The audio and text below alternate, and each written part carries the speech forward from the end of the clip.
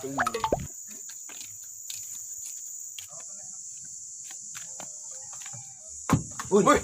ayah kau dah yuk kau.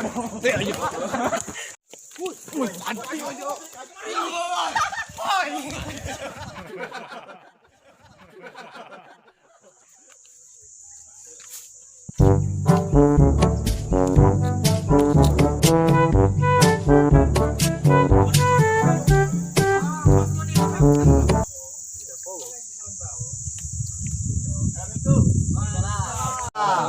Dapat kau?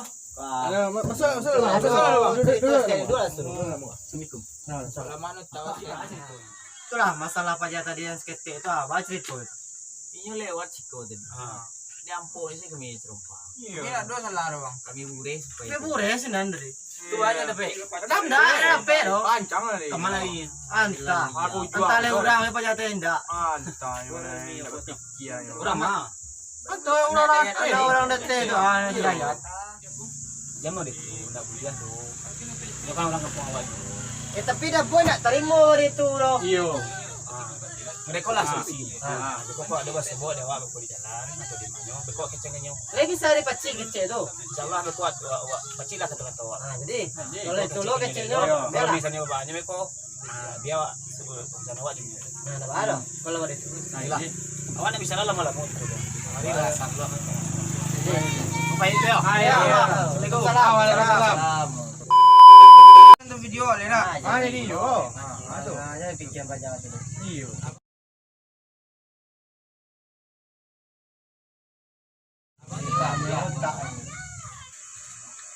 Pilih orang awak apa ya? Iyo. Kancak pilih.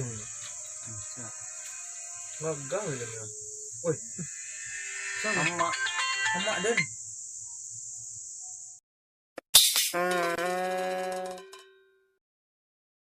Halo, Assalamualaikum. Mak. Pulang. Cipiliang. Jadi. Kau pulang ni kawan? Iya, nak amak kiro. Lama. Wanda. Pulang.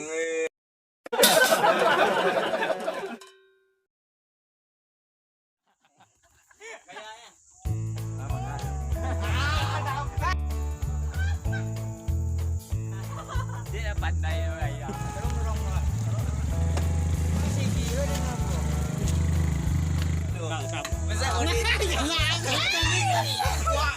Ada lah beberapa kaji. Aku kamu enggak salah ya. Iya nak. Sampai sekarang pakai. Iya. Berapa pajak.